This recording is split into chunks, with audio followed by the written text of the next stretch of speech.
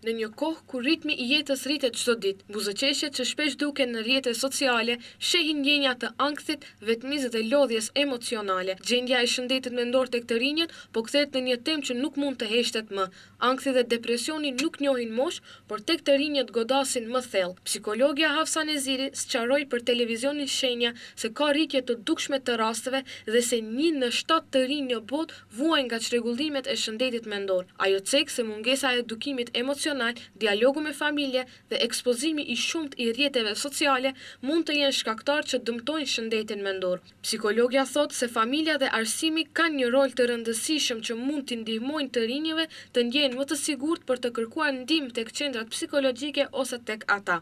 Shëndeti mendor është nga temat më të ndjeshme dhe më të rëndësishme sot, si profesionistët dhe si shoqëri. Përgjegjësia është më e madhe, ne duhet të dëgjojmë më shumë, duhet të gjykojmë më pak.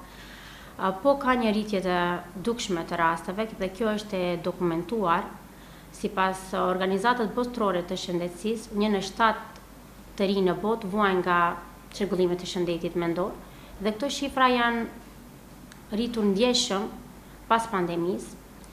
Janë rritur ndjeshëm ndjesitë e ankthit të gjeneralizuar, depresionit, vështirësive të vetvlerësimit. Kjo nuk është vetëm një statistikë, kuptohet, është një realitet emocional që ndikon në mirëqenien e të rinjve. Psikologja Neziri thekson se rrjetet sociale kanë një ndikim të madh emocional. Nga njëra anë, ato krijojnë hapësira për krijimtari, kurse nga ana tjetër presioni për të qenë gjithmonë në nivel e krijon një ndjesi pa mjaftueshmërie vlerësimi. Nëpërmjet pëlqimeve dhe ndjeksave e ul vetë vlerësimin dhe krijon pasiguri. Ndërkaq, ajo cek se shenjat e hershme që prindërit duhet të njohin nuk janë gjithmonë me fjalë, por edhe me sjellje, si mungesa e të ushqyerit, mungesa e gjumit, tërheqja nga mjediset familjare dhe shoqërore, ashtu dhe humbja e interesit për gjëra që dikur ka pasur interes.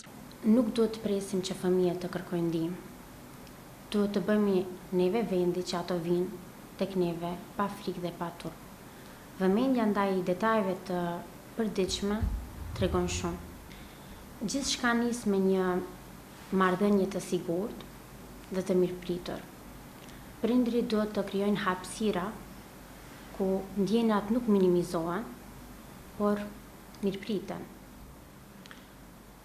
Shpeshherë është e rëndësishme që ato të ndjehen të kuptuar, të dëgjuar. Psikologja thot se shëndeti mendor nuk duhet parë si sekondar, sepse ai është themeli për gjithçka tjetër dhe se një i ri i cili ndjehet dhe dëgjohet sot do të jetë një i rritur i qëndrueshëm dhe me vetë besim të lartë. Ai u bën thirrje që të dëgjojmë, të shohim dhe të ndjejmë më shumë që të kemi një të ardhme më të mirë.